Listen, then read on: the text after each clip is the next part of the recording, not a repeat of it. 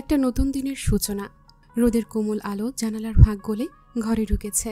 কাঁচে লেগে যেন সোনা ঝরছে। বাতাসে ছিল কফির মিষ্টি ঘ্রাণ আর বিদায়ের এক হালকা দমক। 3 দিনের ট্যুর শেষে আজ সবাই বাড়ি ফিরছে। একসাথে কাটানো মুহূর্তগুলো যেন চোখের পাতায় আটকে আছে, কিন্তু ব্যাগগুলো গুছিয়ে নেবার সময় এসে গেছে। ঘর জুড়ে হালকা গুঞ্জন। কে কোথায় কি রেখে এসেছে, কে কোনটা ভুলে যাবে না তা নিয়ে শেষ মুহূর্তে হাঁকডাক। কেউ চুপচাপ বসে আছে, হাতের মুঠোয় ধরে আছে শেষ স্মৃতি। কেউ আবার ব্যস্ত হইচয়ে, যেন মনটা বিদায়ের ভার বুঝতে চাইছে না। নাস্তার টেবিলে চায়ের কাপ আর হাসির রেশ এখনো বাতাসে ভাসছে। কারো ব্যাগে গুজে রাখা আছে শ্যাম্পু, কারো টুথপেস্ট, কারো টুথব্রাশ পড়ে আছে বাথরুমে। তবুও তাড়াহুড়ো চলছে, যেন সময় আর চায় না অপেক্ষা করতে। দরজার সামনে দাঁড়িয়ে একে একে বিদায় জানাচ্ছে। হাসি মুখে কেউ বলছে আবার আসবো, আর কারো মুখে নিঃশব্দে জমা থাকা আবেগ। এই কয়েকটা দিনে গড়ে ওঠা এক অদ্ভুত অনুভূতির বন্ধন। সকাল 10টারই বিদায় ঘণ্টা হয়ে থাকলো এক টুকরো মিষ্টি স্মৃতি, যা ঠিক করে দেওয়া যায় না, শুধু অনুভব করা যায়। বাসটা ঠিক 10টা 20 মিনিটে ছেড়ে দিয়েছে। জানালার পাশে বসে আছে চুমকি। মাঝে মাঝে চোখে পড়ছে পেছনে ফেলে আসা স্মৃতিগুলো, যেখানে একটু আগেও ছিল হাসি, খুনসুটি আর হৃদয়ের আলতো স্পর্শ। আর ঠিক সেই মুহূর্তে রাহি আর মেহেরিন আসে। কাল এত বড় একটা কাণ্ড ঘটে যাবার পরেও চুপ থাকার মেয়ে ওরা না। চুমকির দুই পাশে বসে তারা শুরু করেছে খোঁচাখুচি। চুমকি আপু, সেই যে ভালোবাসি বলার সময় তোর মুখটা দেখে আমার মনে হচ্ছিল তুই মাটিতে গলে পড়বি। রাহি ফিসফিস করে বলে ওঠে। আরে না না রাহি, চুমকি তখন মনে মনে গান গাইছিল। মেহেরিন আর এক ধাপ বাড়ায়, মুখে নকল প্রেমিকের অভিব্যক্তি এনে। চুমকি হঠাৎ মুখ ফিরিয়ে নিয়ে বলে, তোরা থামবি? কিন্তু গালটা লাল হয়ে গেছে, চোখের কোণে এক টুকরো হাসিও লুকাতে পারেনি। এই চুমকি আপু, বল না কবে বিয়ে করছিস? প্লিজ, আমরাই গায়ে হলুদের গান ঠিক করব। রাহি হাসতে হাসতে বলে। আর মেহেরিন বলে, না আগে বল পাঞ্জাবিটা কেমন লাগছিল তোমার শান্টুর? চুমকি মুখে রাগের ভাব আনলেও সে লজ্জায় লুকিয়ে থাকা ভালোবাসার দীপ্তিটুকু ওদের চোখ এড়ায় না। বাসের জানালা দিয়ে হাওয়া উঠছিল চুমকির ওড়না, আর পেছনের সিট থেকে ভেসে আসছিল খিলখিল হাসির আওয়াজ। এই সফরটা সত্যি স্মরণীয় হয়ে থাকবে। বাস থেমেছে ভার্সিটির মূল ফটকের সামনের মাঠে। নামার পরেই যেন আবার একটা ছোটখাটো উৎসব শুরু হয়ে গেল। কারো ব্যাগ উল্টে পড়েছে, কেউ পানি খুঁজছে, কেউ আবার হাসতে হাসতে আগের রাতের কথা মনে করিয়ে দিচ্ছে। চুমকি, মেহেরিন, রাহি 3জন একসাথে দাঁড়িয়ে গল্প করছে। ওরা মূলত দাঁড়িয়ে আছে রাহির জন্য। রাহি চলে গেলে ওরাও চলে যাবে। রিদ স্যার ম্যামদের সাথে কথা বলছে, তাই রাহি এখনো যেতে পারছে না। হঠাৎ করেই শান্ত একদম সামনে এসে চুপি চুপি চুমকির হাতটা ধরল। চোখে অদ্ভুত এক স্থিরতা, কণ্ঠে নরম অথচ দৃঢ় স্বর। আমি চুমকিকে ওর বাসাতে নামিয়ে দেব, তোরা সবাই বাড়ি যা। চারপাশটা হঠাৎই একটু স্তব্ধ। রাহি অবাক চোখে চেয়ে থেকে হেসে ফেলল। উফ, কি রোমান্টিক। ঠিক তখনই রাকিব ফোনে কিছু বলে বিদায় জানিয়ে চলে গেল। মা ফোন করেছিল, আমাকে এখনই ফিরতে হবে, তোমরা ঠিকঠাক পৌঁছেও। রাহি এবার হাততালি দিয়ে বলল, তাহলে মেহু আপু, তুই এখন আমার পার্টনার ইন ক্রাইম, চল আমরা একসাথে যাই। মেহেরিন একটু হাসল, চোখ গেল শান্তর হাতে ধরা চুমকির হাতে। কিছু একটা যেন বুকের ভেতর ধরফর করে উঠল। মনে পড়ে গেল কাল রাতের কথা। সে তা লুকিয়ে বলল, চল শেষ যাত্রাটাও দুষ্টুমি দিয়ে রঙিন করি। চুমকি শান্তর দিকে চেয়ে থেকে মাথা নিচু করল, আর শান্ত ওর দিকে তাকিয়ে মুগ্ধ গলায় বলল, চলো, আজ থেকে তোমার গন্তব্যে পৌঁছে দেওয়ার দায়িত্ব আমার। রিদ স্যার ম্যামদের সাথে কথা বলা শেষ করে বের হয়। বিশ্ববিদ্যালয়ের মাঠ তখন অনেকটাই নির্জন, শুধু হালকা হাওয়া গাছের পাতায় শব্দ তুলে যাচ্ছে। সে দেখল মেহেরিন আর রাহি সামনের দিকে দাঁড়িয়ে আছে, হাসি মুখে কিছু একটা নিয়ে কথা বলছে। তবে আশেপাশে কোথাও রাকিব, শান্ত বা চুমকির দেখা নেই। হৃদ একটু ভ্রু কুচকে এগিয়ে এলো ওদের দিকে, কিন্তু মেহেরিনের হালকা হাসি আর রাহির চঞ্চল ভঙ্গিমা দেখে কিছু বলল না। হঠাৎ যেন তার মনে পড়ে গেল কিছু, মুখে একরকম নরম ভাব ফুটে উঠল। তারপর সে নরম গলায় বলল, রাকিব, শান্ত আর চুমকি? রাহি পেছনে তাকিয়ে বলল, ওরা তো অনেক আগেই চলে গেছে দাদা ভাই। শান্ত ভাইয়া তো চুমকি আপুকে নামিয়ে দেবে। রাকিব ভাইয়ার বাসা থেকে কল করেছিল, তাই সেও চলে গেছে। হৃদ কিছুক্ষণ চুপচাপ দাঁড়িয়ে থাকলো, তারপর এক দৃষ্টিতে মেহেরিনের দিকে তাকালো, যেন অনেক কিছু বুঝে ফেলার চেষ্টা। মেহেরিন একটু অস্বস্তিতে পড়ে গেল, চোখ নামিয়ে ফেলল। রাহি একটু মিষ্টি মুখ করে বলল, দাদা ভাই চলো না, আমার তো পায়ে ব্যথা হয়ে গেল দাঁড়িয়ে দাঁড়িয়ে। তার কথায় হৃদ হালকা হাসল, মাথা নেড়ে বলল, চলো। ওরা গাড়িতে উঠল। হৃদ ড্রাইভ করছে, রাহি আর মেহেরিন পেছনের সিটে। রাহি শুরু করলো তার চিরচেনা বকবক। চুমকি, শান্ত, রাকিবের হুটোপুটি আর মেহেরিনের নাকি সবার প্রিয় হয়ে ওঠার রহস্য। মেহেরিন হেসে হেসে শুনছে, মাঝে মাঝে চোখ বড় বড় করে তাকাচ্ছে রাহির দিকে, যেন বলছে আর কিছু বলেই দেখ শুধু। এই ফাঁকে হৃদ মাঝে মধ্যে ভিউ মিররে তাকাচ্ছে, আর তার দৃষ্টি আটকে যাচ্ছে মেহেরিনের চুপচাপ নরম হাসিমাখা মুখে। রাহি হঠাৎ থেমে গিয়ে খুশি গলায় বলে উঠল, আরে আরে দাদা ভাই, এই যে আপনি বারবার পেছনে তাকাচ্ছেন, কি ব্যাপার? কাউকে কি আজ খুব সুন্দর লাগছে নাকি? হৃদ হঠাৎ করে চোখ সরিয়ে নিল, আর মেহেরিন তো লাল হয়ে মুখ ফিরিয়ে জানালার দিকে তাকালো। রাহি খিলখিল করে হাসতে লাগলো। উফ, লজ্জা তো দুজনেরই কম না। আমি বুঝি না, আমি নাকি ছোট? মেহেরিন ফিসফিস করে রাহিকে ঠেলে বলল, চুপ কর বোন, আর কিছু বলিস না।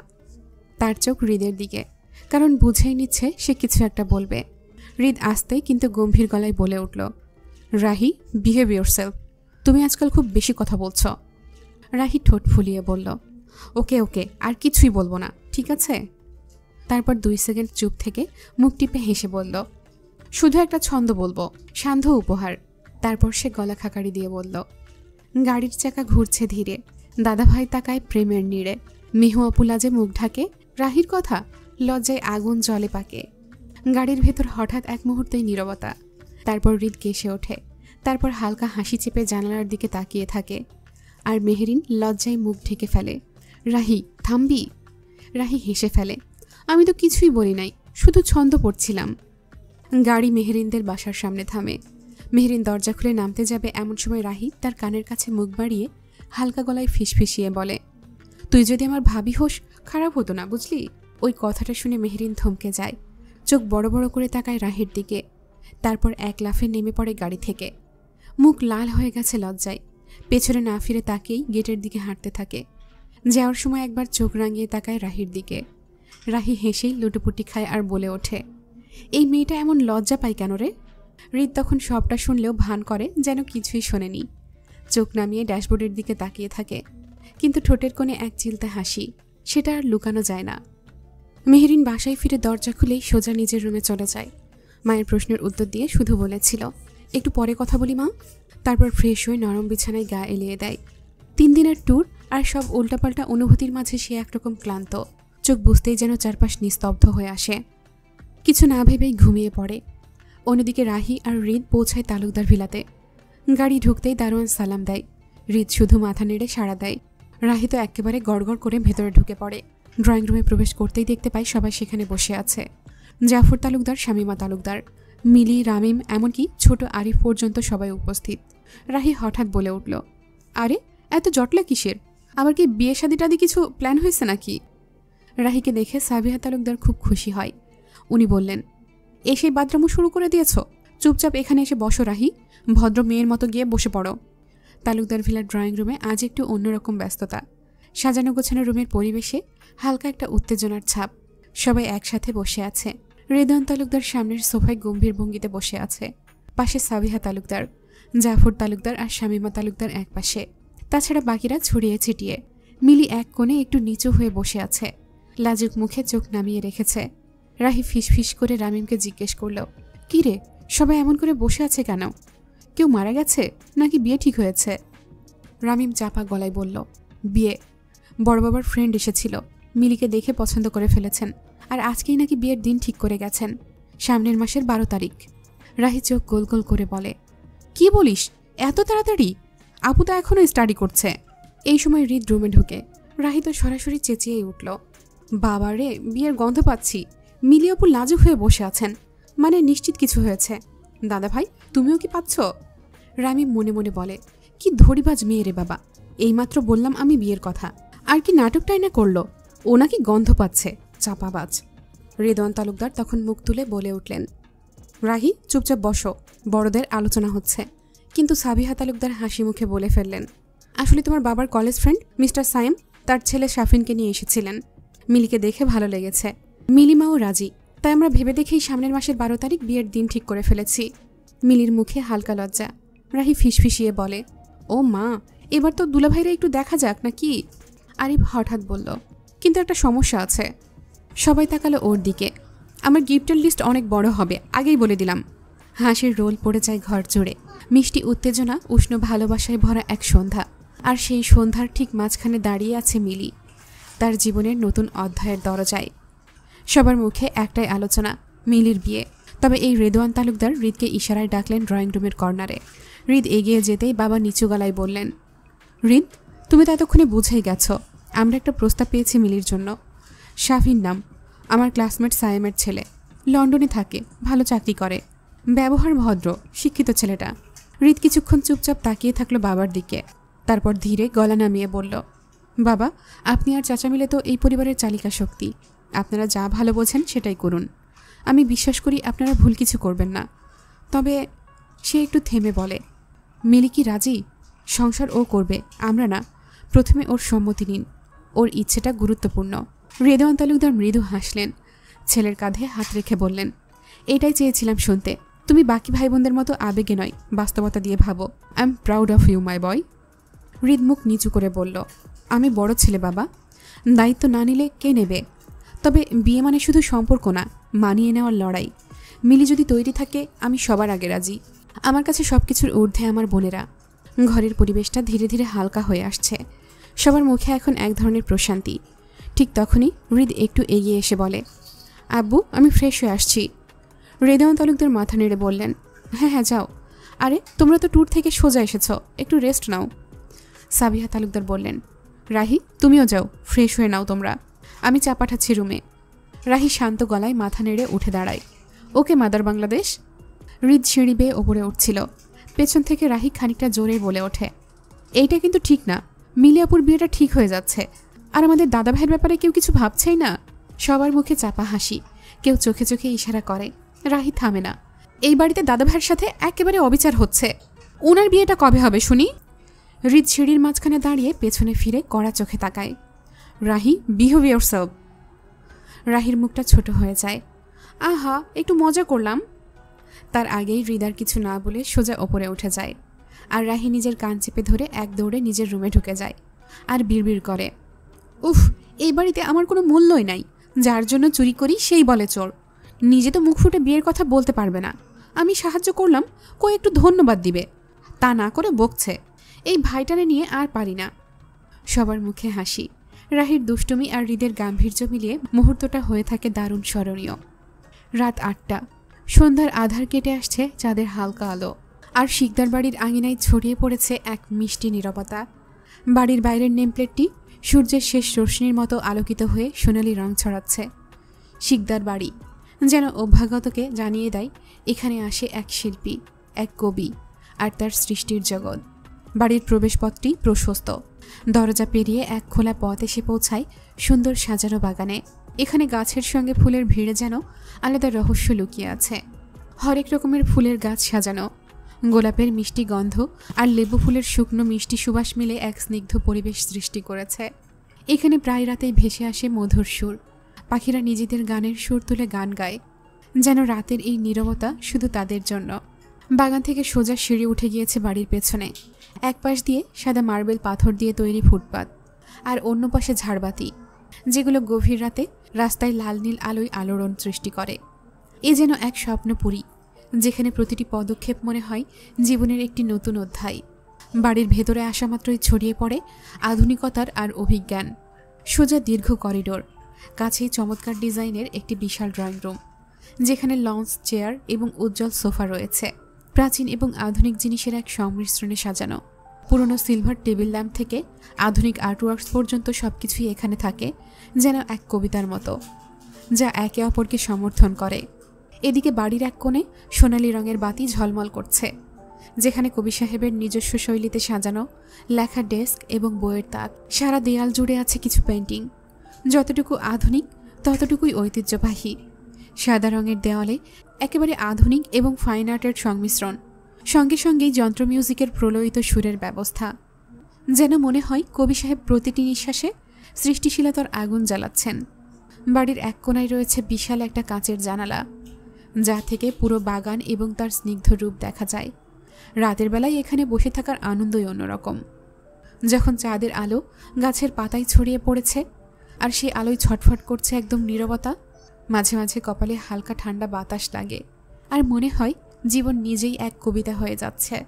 নিজের রুমের বেলকনিতে একা দাঁড়িয়ে আছে কবি সাহেব, চারপাশ নিস্তব্ধ, শুধু পাতার ফাঁকে ফাঁকে হাওয়া খেলা করে, আর দূর থেকে মৃদু ঝিঝি পোকার আওয়াজ ভেসে আসে। রাজ শিকদার। তার নামেই কাঁপে সভাকক্ষ, থেমে যায় কণ্ঠ। সেই রাজ এখন চুপচাপ দাঁড়িয়ে আছে, চোখ দুটো গভীর, তীক্ষ্ণ আর স্থির, যেন কোনো অজানা প্রশ্নে ডুবে আছে সে। মনে চলেছে নিজের শত্রুদের ভয়ঙ্কর শাস্তি দেওয়ার পরিকল্পনা। ঠিক তখনই নরম পায়ের শব্দে পেছন থেকে এগিয়ে এসে দাঁড়ায় এক নারী, পরনে স্নিগ্ধ ও মার্জিত ঘরোয়া পোশাক, হাতে ধোয়া ওঠা কফির মগ। রাজের স্থির হয়ে দাঁড়িয়ে থাকা ভঙ্গিটা দেখে হালকা হাসলেন তিনি। তারপর মৃদু স্বরে ডাকলেন, রাজ বাবা, তোমার কফি। রাজ একটু চমকে ঘুরে তাকায়। চেহারায় এক ধরনের শান্তি নেমে আসে। ইনি মেহরিনের কবি সাহেব, তার নাম রাজ শিকদার। আর যিনি তাকে কফি এগিয়ে দিচ্ছেন তিনি তার অত্যন্ত প্রিয় একজন মানুষ, তার মামি রূপা বেগম, যাকে রাজ মামনি বলে ডাকে। নিজের সন্তানের মতো আগলে রেখেছেন তিনি রাজকে। রাজ কফির মগটা হাতে নিলেন। চোখে মুখে ভেসে উঠল অদ্ভুত এক প্রশান্তি আর গোপন কিছু ভাবনার ছায়া। বেলকুনির আধো আলো আধারিতে তখন শুধু শোনা গেল মামনির মায়াবতী কণ্ঠ, আজকাল তুমি অনেক চুপচাপ রাজ, কে যেন মন চুরি করে নিয়েছে আমার রাজ বাবার, তাই না? রাজ কফির কাপে চুমুক দিতে দিতে হাসলেন। মামনি, মন তো সেই কবেই নিয়ে গেছে, এখন শুধু সময়ের অপেক্ষা, তাকে এনে তোমার সামনে দাঁড় করাবো বলে। মামনি কফির মগটা রাজের হাতে দিয়ে তার পাশে এসে দাঁড়ালেন। তারপর হালকা গলায় বললেন, আচ্ছা, তুমি কবে ওকে প্রথম দেখেছিলে বলো তো? রাজ হেসে বলল, মামনি, এই প্রশ্নটা আর কতদিন করবে তুমি? তুমি না দিন দিন বেশরম হয়ে যাচ্ছ, ছেলের প্রেমের কাহিনী শুনতে চাও। মামনি হেসে বললেন, শুনতে ভালো লাগে তো, নিজের চোখে না দেখে শুধু শুনেই আমি ওকে অনেকখানি চিনে গেছি। আর আমি হলাম আধুনিক মা, বুঝলে? রাজ চোখ বন্ধ করে এক মুহূর্ত কল্পনার মেহরিনকে মনে করল। তারপর মগটা ঠোঁটে ছুঁয়ে বলল, মামনি, তোমার মনে আছে আমি যেদিন প্রথম বাংলাদেশে ফিরি, ওই দিন আমি লাবিবকে নিয়ে কক্সবাজার গিয়েছিলাম? মামনি মাথা নেড়ে বললেন, হ্যাঁ হ্যাঁ, খুব ভালো করে মনে আছে, তুমি তো বলেছিলে একটু একা থাকতে চাও। রাজ চোখ শুরু করল, তারাভরা আকাশের দিকে তাকিয়ে বলল, সেদিনই তো প্রথম দেখি ওকে। অতীতে ডুব দেয় রাজ, যেদিন প্রথম দেখেছিল মেহরিনকে, 3 বছর আগে। সন্ধ্যার আলো তখন ধীরে ধীরে মিশে যাচ্ছে সাগরের জলে। রোদ আর লালচে আকাশের মিশেলে পুরো কক্সবাজারের সমুদ্র সৈকতটাকে মনে হচ্ছিল যেন শিল্পীর তুলিতে আঁকা এক স্বপ্নলোক। হাওয়া বইছে ধীরে ধীরে, সমুদ্রের ঢেউ এসে পায়ের কাছে আলতো করে ভিজিয়ে দিয়ে যাচ্ছে। রাজ শিকদার, বিদেশ ফেরত সেই কবি যুবক, দাঁড়িয়েছিল সৈকতের ধারে। লাবিবের সঙ্গে কোনো এক কথোপকথনে জড়িয়েছিল। লাবিব হচ্ছে রাজের অ্যাসিস্ট্যান্ট, কিন্তু লাবিবের আর একটা পরিচয় আছে, সেটা হলো লাবিব রাজের মামাতো ভাই। লাবিবের সাথে কোনো একটা বিষয় নিয়ে আলোচনা করছিল রাজ, কিন্তু হঠাৎই যেন কোনো অদৃশ্য টানে থমকে গেল ওর চোখ। দূরে ঢেউয়ের গা ঘেঁষে 2 বোন ঝুঁকে পড়ে কিছু কুড়াচ্ছে। এটা আমার, আমি আগে পেয়েছি। আবার শুরু করলে মেহু? আমার ঝিনুকটা নিয়ে গেছ। মেহরিন নামটা তখনও রাজের অজানা, কিন্তু কণ্ঠটা যেন একেবারে গেঁথে গেল মনে। ছোট ছোট হাসির খিলখিল ধ্বনি, চোখের কোণায় ঝলমলে এক উচ্ছ্বাস। হাওয়ায় ওর ভেজা চুল উড়ে এসে বারবার মুখে পড়ছে, আর সে বিরক্ত মুখে সরিয়ে হাসছে। সেই হাসি যেন ঢেউয়ের চেয়েও মৃদু অথচ গভীর। তার পাশেই ওর বোন মেহবুবা, হালকা রাগে কিন্তু মায়ায় ভরা গলায় কথা বলছে। আর ওদের ছোট ভাই মাহির, হাসতে হাসতে সে সব মুহূর্ত ক্যামেরা বন্দি করছে। আর তখনই রাজের মনে হলো সময় যেন থমকে দাঁড়িয়েছে। সে অপলক চেয়ে রইল মানুষটার দিকে, যে মুখে ছিল দুষ্টুমির ছাপ আর চোখে এক ধরনের সরল স্পষ্টতা। রাজের চোখের সামনে সব ঝাপসা হয়ে গেল, শুধু পরিষ্কার রয়ে গেল সেই মুখ, সেই চোখের চাহনি আর হাওয়ায় উড়ে যাওয়া কিছু চুল। ও বুঝে গেল এই মেয়েটির হাসির ভেতরে লুকানো আছে কিছু একটা, যেটা ও এতদিন খুঁজে ফিরেছে। রাজ শিকদারের দৃষ্টি তখনও আটকে আছে সৈকতের ধারে দাঁড়ানো মেয়েটির ওপর। চোখে যেন এক ধরনের বিস্ময়, বুকের ভেতর হালকা কাঁপুনি, যেন কোনো অজানা পরিচিত কেউ হঠাৎ সামনে এসে দাঁড়িয়েছে। পৃথিবীর সমস্ত শব্দ থেমে গেলেও মেয়েটার হাসির ধ্বনি তার কানে বাজতেই থাকলো। ব্রো, লাবিবের কণ্ঠে টনক নড়ল ওর। আরে ব্রো, কই হারিয়ে গেলে? রাজ ধীরে চোখ সরালো, কিন্তু মনে রয়ে গেল মেয়েটির ছবি। একগাল হেসে বলল, ওই মেয়েটাকে দেখেছিস? লাবিব কৌতূহল ভরে তাকালো। কোন মেয়েটা? রাজ চোখ ইশারা করল। নীল কামিজ, উড়ন্ত চুল, ঝিনুক কুড়াচ্ছে। লাবিব হালকা হেসে বলল, ও সুন্দর তো। রাজ গম্ভীর কণ্ঠে বলল, আমি ওর নাম জানতে চাই, কোথায় থাকে, কি করে, সব কিছু। ব্রো, তুই কি প্রেমে পড়েছিস নাকি? আমি জানি না এটা প্রেম কিনা, কিন্তু আমি জানি আমি ওকে আমার মনের রাজ্যের রানী করতে চাই। ওকে আমার চাই। লাবিব চমকে তাকিয়ে রইল ভাইয়ের দিকে। সেই চোখে ছিল গভীর ছন্দ, আর প্রথম প্রেমে পড়া এক যুবকের পাগল পড়া কৌতূহল। লাবিবকে হাবলার মতো তাকিয়ে থাকতে দেখে রাজ ধমক দিয়ে বলল, তুই এমন বেকুবের মতো তাকিয়ে আছিস কেন স্টুপিড? যেটা বললাম সেটা কর। লাবিব একটা ক্যাবলা হাসি দিয়ে বলল, ঠিক আছে ব্রো, আমার কাজ আমি বুঝে নিলাম। আমি খোঁজ বের করব। মেয়েটার নাম, বাসা, পড়াশোনা ডিটেলস কালকের মধ্যে পেয়ে যাবে। রাজ হালকা হাসল, চোখ আবার ফিরল সমুদ্রের দিকে। কিন্তু এবার ওর দৃষ্টি গিয়ে থামল সেই মেয়েটির হাসি মুখে, যেন তরঙ্গের ভেতরেই কোথাও লুকিয়ে আছে ওর নতুন কবিতার সুর। পরদিন সকাল, লাবিব এসে রাজের হাতে তুলে দিল একটা ফাইল। তার চোখে একরাশ সতর্কতার ঝিলিক। ব্রো, কাজ শেষ। রাজ ফাইলটা হাতে নিয়ে নীরবে পাতা উল্টাতে লাগলো। প্রতিটি লাইনে মেহেরিন, তার পুরো নাম, কলেজ, সাবজেক্ট, পরিবার সম্পর্কে কিছু তথ্য, এমনকি সাথে ছিল কিছু ছবি, যেখানে সে নিজের বন্ধুদের সঙ্গে হাসছে, দুষ্টুমি করছে। রাজ চুপচাপ ফাইলটার দিকে তাকিয়ে রইল কিছুক্ষণ। তারপর হালকা একটা নিঃশ্বাস ছেড়ে বলল, আমরা থাকবো আরও কিছুদিন। ও এখানে যতদিন থাকবে আমরাও থাকবো। লাবিব বিস্ময়ের সঙ্গে বলল, ব্রো, তুই এই কথা বলছিস? আচ্ছা, সামনে যাচ্ছিস না কেন? রাজ হেসে বলল, সব ভালো লাগা সামনে থেকে বলা যায় না লাবিব। কিছু ভালো লাগা দূর থেকে দেখলেই শান্তি হয়, আর কিছু অনুভূতি ছুঁয়ে দিলেই ভেঙে যায়। সামনে তো আমি অবশ্যই যাব, কিন্তু এখনই না, সময় হোক। তখন থেকে শুরু রাজের নীরব অপেক্ষা। প্রতিদিন বিকেলে দূর থেকে দেখত মেহেরিন আর ওর ভাই বোনকে কেমন হাসি ঠাট্টায় মেতে থাকে। ঝিনুক কুড়ায়, খালি পায়ে জলের ধারে হেঁটে বেড়ায়। মেহেরিন হয়তো জানেও না কারো চোখ তাকে এমনভাবে খুঁজে ফেরে। 3 দিনের ট্যুরের সময়সীমা পার হলেও রাজ থেকে গিয়েছিল আরও 2 দিন। দূর থেকে তাকিয়ে থাকা, চুপি চুপি হোটেল থেকে বেরিয়ে এসে সৈকতের এক কোণায় বসে থাকা, যেখানে মেহেরিনের হাসির শব্দ ঢেউয়ের মতো ভেসে আসে তার কানে। এই নিঃশব্দ দেখা, এই দূরের ভালোবাসা রাজ শিকদারের জীবনের প্রথম একতরফা প্রেমের সূচনা। 5 দিনের ট্যুরটা কেটে গেল, কিন্তু রাজের জীবনে যেন নতুন এক অধ্যায় শুরু হয়ে গেল সেই সমুদ্রের ধারে। রাজ একবারও মেহেরিনের সামনে যায়নি, তবে সারাক্ষণ ছায়ার মতো ছিল পাশে, এক অদৃশ্য অভিভাবকের মতো। মেহেরিন বুঝতেই পারেনি যে মানুষটা তার জীবনের সবচেয়ে নিরাপদ ছায়া উঠেছে, সে ওর একটা কথাও না বলে প্রতিটি মুহূর্তে ওকে আগলে রেখেছে।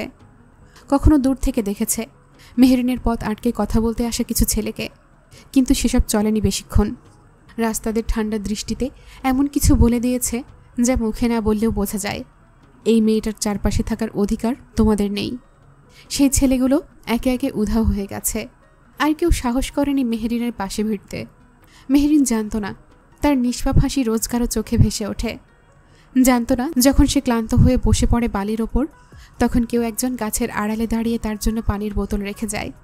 জানত না সমুদ্রের পাড়ে হোঁচট খেলে তার পেছনে চোখ রেখে কেউ বুক ধুকপুক করে, এই বুঝি পড়ে গেল। রাজ নিজেও জানত না কোন তাগিদে সে বারবার সেই মেয়েটার হাসি দেখতে চায়, সেই নিষ্পাপ চেহারাটার ছায়ায় নিজেকে হারিয়ে ফেলতে চায়। 5টা দিন যেন উড়ে গেল চোখের পলকে। তবে এই 3 দিনই রাজকে ভালোবেসে ফেলতে শিখিয়ে গেল, চুপি চুপি দূর থেকে, না ছুঁয়ে না বলেই। মেহেরিন জানত না কোনো এক অজানা মানুষ তাকে নিঃশর্ত ভালোবেসে আগলে রেখেছে, যে ভালোবাসায় নেই কোনো দাবি, নেই কোনো শর্ত, কেবল আছে স্নেহের ছায়া, নিরাপত্তার আশ্বাস। সে জানত না সমুদ্র পাড়ে যে ছেলেটা বারবার দূর থেকে তাকিয়ে থাকত, সে আজ তার হৃদয়ের কবি হয়ে উঠবে। আর রাজ, সে তো কবি হয়েই এসেছিল, হঠাৎ করেই নয়। ভেতরে ভেতরে রাজ অনেক আগেই মেহেরিনের জন্য বদলে গিয়েছিল। তার কবিতার ছত্রে ছত্রে একটাই নাম ফুটে উঠত, সে। আর এখন সেই সে মেহেরিন হয়ে রক্তমাংসের বাস্তবতায় দাঁড়িয়ে তার মনের মঞ্চে। রাজ জানত না সে কখন কবি হয়ে উঠেছে, শুধু জানত মেহেরিনকে দেখার পর থেকেই শব্দেরা তার দিকে ছুটে আসে। যে মেয়েটা হেসে চুল সরিয়ে দেয় কপাল থেকে, যে সমুদ্রের বালিতে বসে দুষ্টু বোনের সঙ্গে ঝগড়া করে, যে চোখ পলকে চেয়ে থাকে আকাশে, সেই মেয়েটা এখন রাজের কবিতার আলো, নীরব অনুপ্রেরণা। রাজ ভালোবেসেছে নিঃশব্দে, তাকে না ছুঁয়ে না জানিয়েই, শুধু মনের সমস্ত জায়গা জুড়ে মেহেরিনকে স্থান দিয়েছে। 3টা বছর রাজের জীবনের সবচেয়ে নীরব অথচ সবচেয়ে উচ্চারিত ভালোবাসার সময়। 3 বছর ধরে পাগলের মতো ভালোবেসেছে রাজ মেহেরিনকে। প্রতিটা দিন, প্রতিটা ক্ষণ, প্রতিটি নিঃশ্বাসে কেবল মেহেরিন। সে ছিল না মেহেরিনের কাছে, কিন্তু মেহেরিন ছিল তার হৃদয়ের প্রতিটি কোণে। রাজের দিন শুরু হতো মেহেরিনকে একবার দেখার আশায়, আর দিন শেষ হতো তার মুখখানা মনে রেখে। এক নজর দেখার জন্য রাজ কি না করত, বইয়ের মাঝে মুখ লুকিয়ে লাইব্রেরির এক কোণে বসে থাকতো।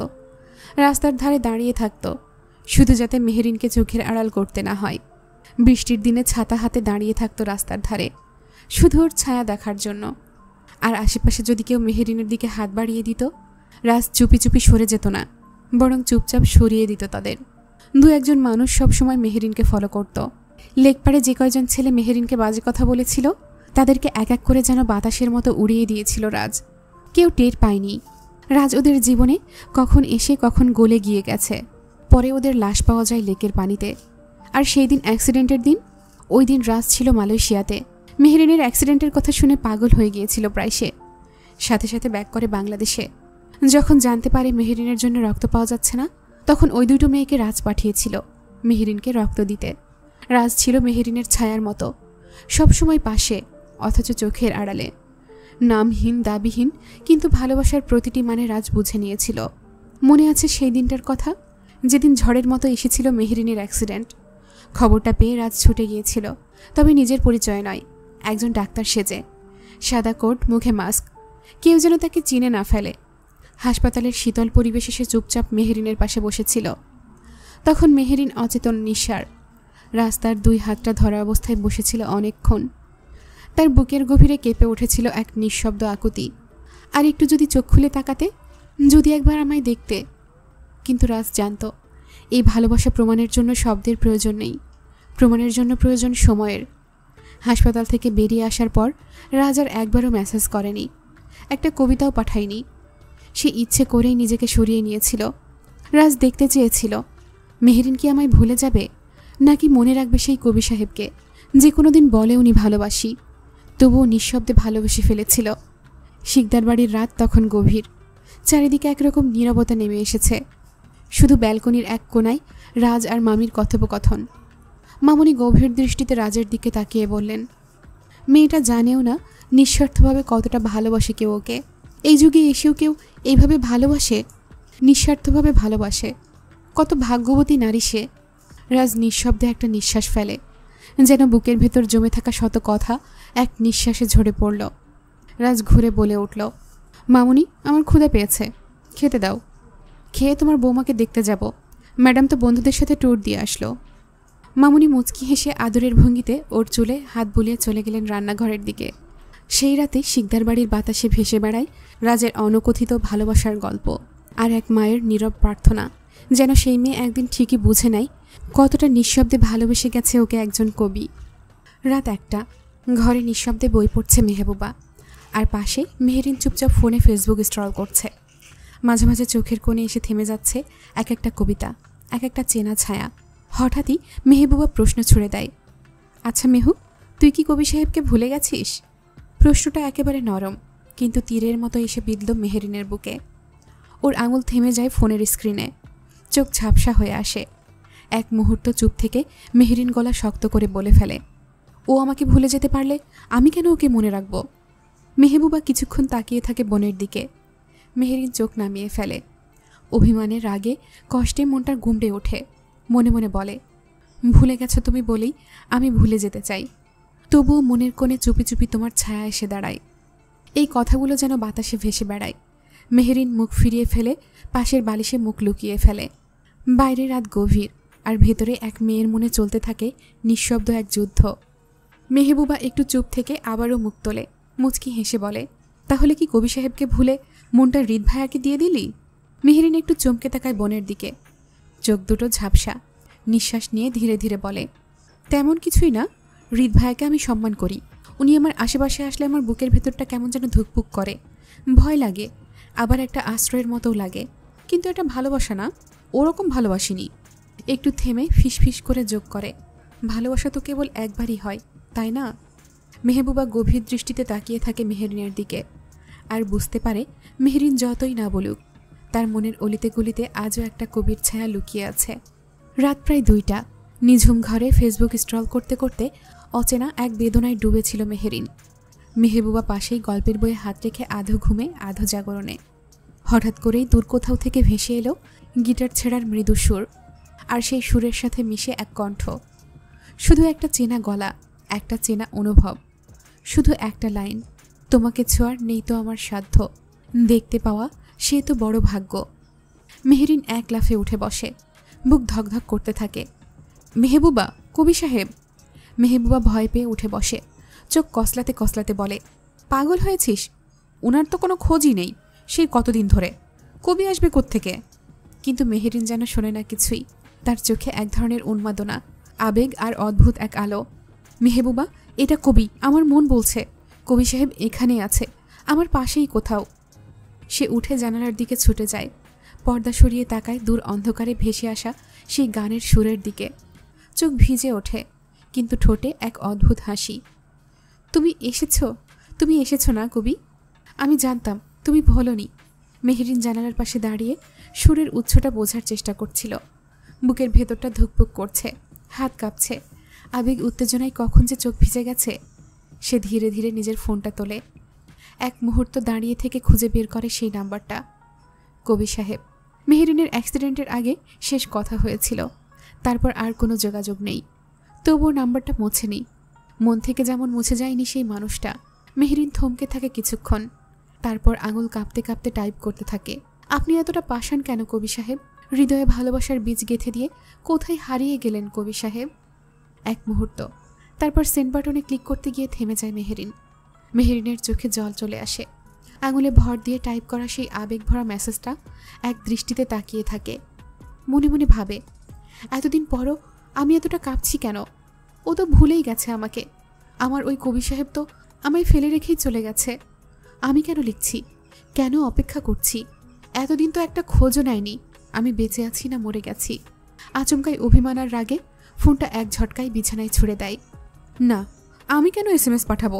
আমি কি ওর কিচ্ছু ছিলাম? ও যদি ভুলে গিয়ে সুখে থাকে, আমিও ভুলে যাব। কাঁপা কাঁপা গলায় বলে মেহেরিন। পাশ থেকে মেহবুবা তাকিয়ে থাকে বোনটার দিকে, চোখে কষ্ট, কিন্তু কিছু না বলে চুপ করে বইটা বন্ধ করে পাশে এসে বসে। একটা নীরবতা ঘিরে ধরে ঘরটা। একদিকে ভালোবাসার না বলা অভিমান, আর একদিকে হৃদয়ের গভীরের অপেক্ষা। ঘরটা তখনও নিস্তব্ধ। মেহেরিন কাঁধ নামিয়ে বসে আছে, চোখের কোণে শুকনো অভিমান জমে আছে, ঠিক যেন জমে ওঠা মেঘ।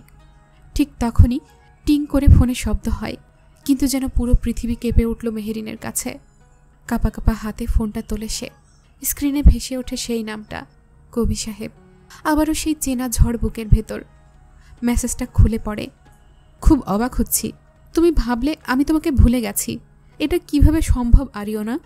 তুমি তো আমার অস্তিত্বে মিশে আছো। কিছুটা দূরত্বে রেখেছিলাম নিজেকে, কারণ আমি দেখতে চেয়েছিলাম আমি হঠাৎ হারিয়ে গেলে তুমি কখনো আমায় মনে রাখো কিনা, নাকি আমার অবর্তমানে কাউকে জায়গা দিয়ে ফেলো আমার জায়গায়। মেহেরিনের বুকের ভেতরটা যেন ছিঁড়ে যাচ্ছে, চোখ দুটো জলে ভরে উঠেছে। মনে মনে বলছে, কবি সাহেব কি করে ভাবলো আমি তাকে ভুলে যাব? তার জায়গা আমি অন্য কাউকে দিয়ে দেব। আমার তো মনে হতো কবি সাহেব আমাকে আমার থেকেও বেশি চেনে। এই চিনল আমায় কবি সাহেব, কিন্তু মুখে হাসির এক চিলতে রেখা, যেন কোনো হারিয়ে যাওয়া প্রিয় শব্দ ঠিক ঠিক ফিরে এসেছে বহুদিন পর। মেহবুবা তার দিকে তাকিয়ে বলে, কে মেসেজ করেছে? মেহেরিন ফিসফিস করে শুধু একটা কথাই বলে, কবি সাহেব।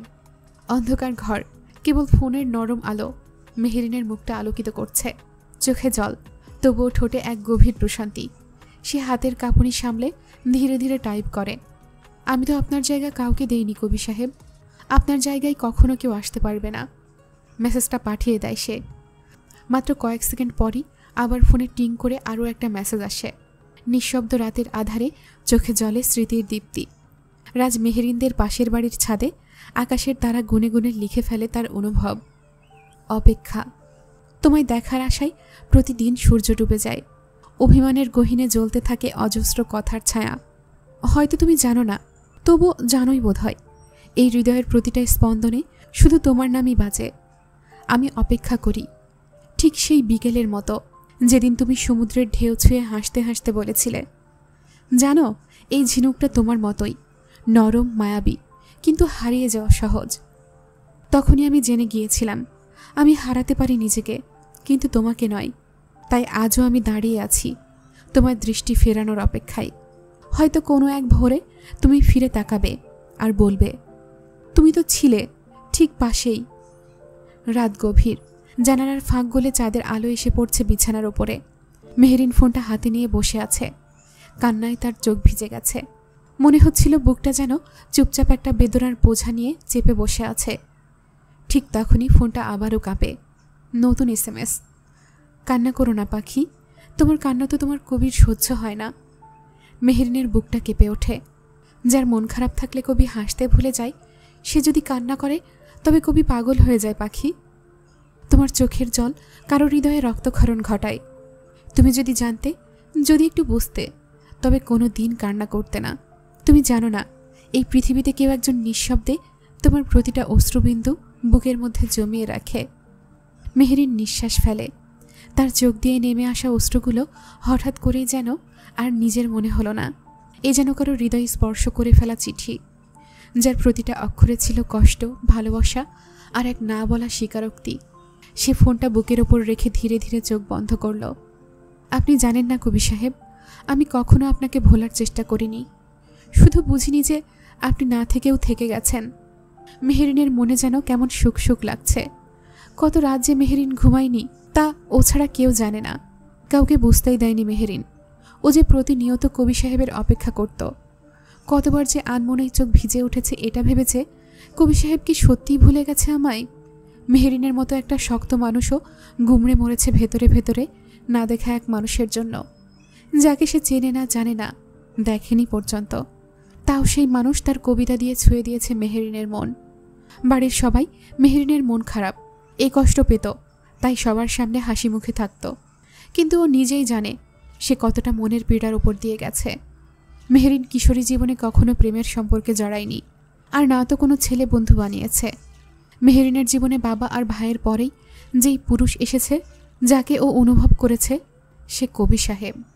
হঠাৎ করে মেহেরিনের মনে একটা প্রশ্ন জাগে, আর সাথে অভিমানও হয়। যদি কবি সাহেব আবারও হারিয়ে যায়? মনের প্রশ্ন চেপে রাখতে না পেরে মেহেরিন SMS করে কবি সাহেবকে। মেহেরিনের মেসেজ, আপনি আবার হারিয়ে যাবেন না তো কবি সাহেব?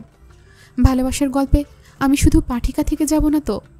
আপনি তো শব্দে আবেগ আঁকেন, আমার চোখের ভাষা পড়বেন তো কখনো? মেসেজটা পাঠিয়ে মেহেরিন এক দীর্ঘ নিঃশ্বাস ফেলল। অভিমান জমে থাকা চোখ দুটোই জল চিকচিক করে উঠল।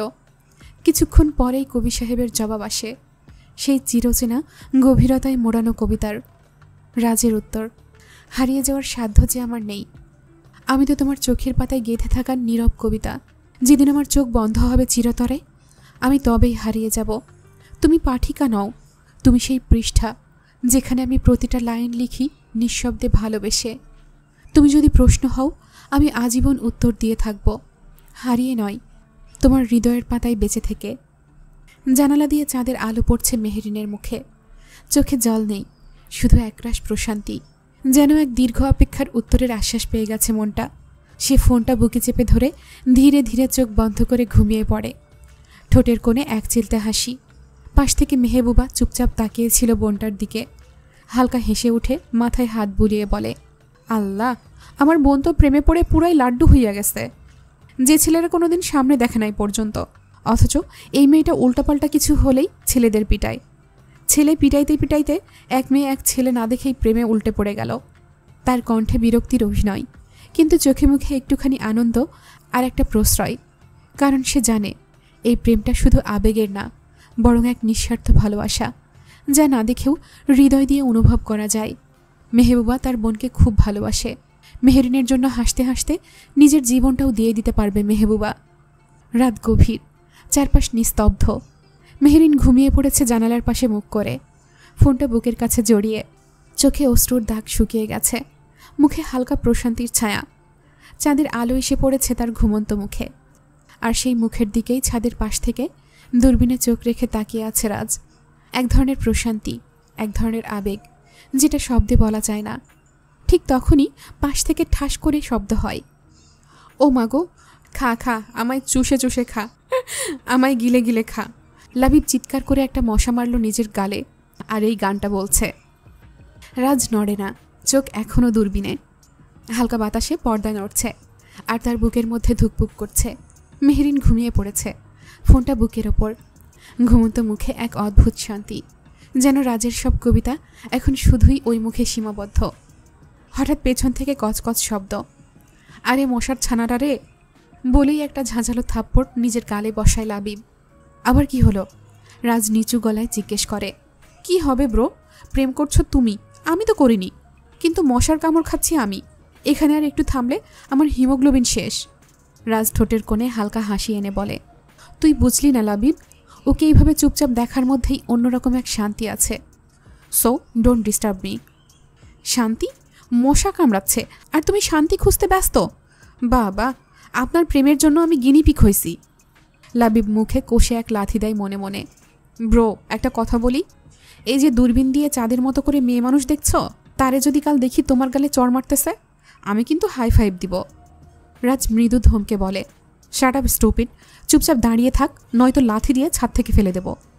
গলার স্বর একটু ধীরে করে বলে, মশা কামড় দিক, কিন্তু সে যেন কষ্ট না পায়, এটাই চাই। সরি ব্রো, তুমি পেন নিও না, তুমি বরং ভাবিকে দেখো, আর আমি এখানে মশার বারবিকিউ বানাচ্ছি। লাবিব গজগজ করতে করতে আবার একখানা মশা মারে। শেষে মুখ নিচু করে বলে, ব্রো, প্রেম করছো তুমি, আমি একা কেন মশার কামড় খাবো? মশার কামড়টা সমানে ভাগ করে নাও প্লিজ। রাজ একটু হাসে। লাবিব কিছুক্ষণ এপাশ ওপাশ হাঁটে। এখন মূলত রাতকে তার বিরক্ত লাগছে। একটা মানুষ প্রেমে পড়লে কি পরিমাণ পাগল হয়ে যায় তা রাজকে না দেখলে বুঝতোই না। লাবিব বলে, ব্রো, ভাবি তো ঘুমিয়ে গেছে, চলো আমরাও যাই, ঘুমাই, কাল তো মিটিং আছে। রাজ চুপচাপ। লাবিব হালকা বিরক্তিতে বলে, রাজ শিকদার, যে মানুষ মারতে দুইবার ভাবে না, সে কিনা একটা মেয়ের জন্য। এটুকু বলতেই দেখে রাজ তার দিকে রাগে চোখ কটমট করে তাকিয়ে আছে। লাবিব শুকনো ঢোক গিলে ক্যাবলা হাসি দিয়ে বলে, না মানে ভাবির জন্য মশার কামড় খাচ্ছে আর আমাকে খাওয়াচ্ছে, এটা কি জাতি মেনে নেবে ব্রো? রাজ মাথা নিচু করে একটু হাসে। লাবিব মনে মনে বলে, মুখটা একটু বন্ধ রাখ লাবিব, নয়তো কথা বলার জন্য মুখটা আর থাকবে না। তোর সামনে স্বয়ং যমদূত দাঁড়িয়ে আছে, তুই জানিস না কত ছেলে শুধু ভাবির দিকে তাকিয়েছে বলে ওদের চোখ হারিয়েছে, আর তুই কিনা মেয়ে করছিস। জীবনের মায়া থাকলে মুখটা বন্ধ রাখিস। রাজ এক দৃষ্টিতে তাকিয়ে বলে, ভালোবাসা মানে শুধু পাশে থাকা না, কখনো দূর থেকেও আগলে রাখা। লাবিব মুখ বেঁকিয়ে মনে মনে বলে, হ্যাঁ, আপনি আগলে রাখেন আর আমি মশা ঠেকাই। যেদিন মশার কামড়ে আমার ডেঙ্গু হবে সেই দিন আপনার প্রেমের কবিতা ছাপাবো চিকিৎসা জার্নালে। রাজ এবার এক চোখ তুলে তাকায়, বলে, কিছু বললি? লাবিব দুই দিকে মাথা নাড়ে, যার মানে সে কিছু বলেনি। রাজ হেসে ফেলে। রাত অনেক, চাঁদের আলো ছাদে যেন রূপলি ধোঁয়ার মতো ছড়িয়ে আছে। দূরে কোথাও কুকুরের হালকা ডাকে, নিস্তব্ধতা খানিকটা চঞ্চল। রাজ এখনও তাকিয়ে আছে মেহেরিনের ব্যালকনির দিকে, আর পাশে দাঁড়িয়ে আছে বেচারা লাবিব, প্রেমের সাথী না হয়ে যেন কষ্টের সহযাত্রী। লাবিব বলে, ব্রো, একটা কথা জিজ্ঞেস করি, বিয়ে করবা কবে? রাজ এক চোখ তুলে তাকায়, ঠোঁটের কোণে হালকা হাসি, খুব তাড়াতাড়ি। লাবিব তো হা হয়ে যায়। আল্লাহ, তাহলে এই সুখবর আগে দাও নাই কেন? ভাই, বিয়েটা তাড়াতাড়ি করেই ফেলো, তোমার এই প্রেম নামক অত্যাচার আমি আর নিতে পারছি না। কণ্ঠে যেন হাঁপ ধরা ক্লান্তি। 3টা বছর, শুনেছ? 3টা। কখনো বৃষ্টিতে ভিজেছি, কখনো রোদের মধ্যে জ্বলেছি, কখনো মশার কামড়ে কাঁদছি, কখনো ভাবির দিকে তাকানো ছেলেদের মারতে গিয়ে উল্টা আমি নিজেই মার খাইছি। আমি ক্লান্ত ব্রো, ক্লান্ত। বলতে বলতে একটা দীর্ঘশ্বাস ফেলে। চোখে পানি নেই, চোখে একটা গুতা দিয়ে পানি আনলো, সাথে একটু থুতুও লাগিয়ে দিল চোখে, যেন বেশি পানি মনে হয়। তারপর হঠাৎই পাশ ফিরে দেখে রাজ তার দিকে রাগি চোখে তাকিয়ে আছে। লাবিব ঠোঁট কামড়ে বলে, মানে ভাই, আমি তো শুধু বলতে চাইছিলাম, আপনার প্রেমে আমি সহযোদ্ধা ছিলাম, তাই একটু আবেগে বলে ফেললাম। আপনার রাগি চোখ কিন্তু খুব ভয়ঙ্কর লাগে ভাই, একেবারে ভাবি প্রোটেকশন মোড অন হয়ে যায়। রাজ চুপচাপ তাকিয়ে থাকে, ঠোঁটে হালকা কিন্তু গভীর হাসি। ওর মুখে হাসি রাখতে পারলে সব কিছুই মিষ্টি লাগে লাবিব। লাবিব মুখ টিপে হাসে। আপনি প্রেম করেন আর কামড় খাই আমি, এটাই প্রেমের সংজ্ঞা হলো। আমি ভবিষ্যতে কাউরে ভালোবাসুম না, সারা জীবন সন্ন্যাসী হয়ে বনবাসে ঘুরব। আমার আত্মা এখনও মশা মারতেছে। রাজ আর লাবিব বাড়ি ফিরে ফজরের আজানের কিছুক্ষণ আগে। লাবিব রীতিমতো ব্ল্যাকমেল করে নিয়ে গেছে বাসায়। বলে, ব্রো, তুমি কি চাও আমার সন্তানরা বাবার ভালোবাসা না পাক? আমি যদি ডেঙ্গু হয়ে মারা যাই তাহলে আমার সন্তানদের কি হবে? ওদের কথা চিন্তা করে হলেও এখন বাড়ি চলো। সূর্যের আলো জানালার পর্দা ছুঁয়ে মেহেরিনের ঘরটাকে একটু সোনালি রঙে রাঙিয়ে দিল। আজ সকালটা যেন একটু আলাদা। ঘুম থেকে উঠেই একটা হালকা হাসি খেলে গেল ওর মুখে, খুব জোরে না কিন্তু মন থেকে। ফজরের নামাজ পড়ে আবার ঘুমিয়েছিল মেহেরিন। বালিশের নিচে রাখা ফোনটা হাতে নিয়ে চোখ রাখলো স্ক্রিনে। তারিখটা দেখে হালকা চিন্তাভাবনা করলো। আজ তো ক্লাস আছে, কিন্তু না, আজ একটু নিজের সঙ্গে সময় কাটাতে ইচ্ছে করছে। চুমকিকে কল দিল। চুমকি, আজ ভার্সিটি যাচ্ছি না, তুই পারলে আমার বাসায় আয়, আজকে আমরা দুজন মিলে একটা অন্যরকম দিন কাটাবো। চুমকি অবাক হলেও রাজি হলো। তোর মন আজ ভালো দেখছি, আমি আসছি, শাড়ি পরে আসবো। আজকে কি সেলিব্রেশন? না রে, আজ শুধু আমি আমার মতো করে থাকবো, তুই আয়, বাকিটা আসলে বলবো। মেহেরিন হালকা লিপ বাম দিয়ে আয়নার সামনে দাঁড়ায় আর নিজেকে দেখে মনে মনে ভাবে, অনেক হয়েছে কান্না, আজ আমি হেসে দেখব। ভালোবাসা শুধু কষ্টের জন্য না। একটা সুন্দর দিনের সূচনা হলো। চুমকি কিছুক্ষণ পরেই বারান্দায় দাঁড়িয়ে কল দিল রাহিকে। ওপাশে রাহির হাসি খুশি গলা। হ্যালো মেহু ম্যাডাম, কিরে এখন কল দিলি যে মেহু আপু? আজকে তুই ক্লাসে যাসনি? না রে, আজ মনটা একটু অন্যরকম লাগছে, ভাবলাম সবাইকে নিয়ে একটা ছাদ বিলাস করি। তুই যদি নুপুকে নিয়ে আসিস তাহলে তো পুরোই জমে যাবে। রাহি এক মুহূর্ত চুপ করে থেকে বলল, বাবা, আজ দেখছি মেহু ম্যাডামের মন খুবই ভালো। ব্যাপার কি, প্রেমে পড়লি নাকি? চলে আসবো আমি নুপুরকে নিয়ে। মেহেরিন হেসে বলে, আজকে শুধু মজা আর গল্প, না কবিতা, না কান্না, না কেউ অনুপস্থিত। আজ শুধু আমরা আর ছাদের আকাশ। ফোন কেটে দিয়ে মেহেরিন একটা ছোট্ট নিঃশ্বাস ফেলে। সে নিজেকেই বলছে, আজ আমি হারিয়ে যেতে চাই না, আজ আমি ফিরে পেতে চাই সেই আমিটাকে, যে হেসে উঠতে জানে মন থেকে, কাউকে দেখার জন্য মিছে মিছে হাসি নয়। বাড়িটার চারদিকে যেন উৎসবের আবহাওয়া। ছাদে বাতাসে ওড়ে মেহেরিনের ওড়না, মুখে একরাশ হাসি। রাহি, নুপুর, চুমকি সবাই এসে গেছে। আর ওদের সঙ্গে আজ আছে মেহেবুবাও। কলেজে না গিয়ে আজ একদিন বোনটার পাগলামিতে সঙ্গ দিয়েছে। কেউ জানুক আর না জানুক, মেহেবুবা তো জানে মেহেরিন আজ কেন এতটা খুশি।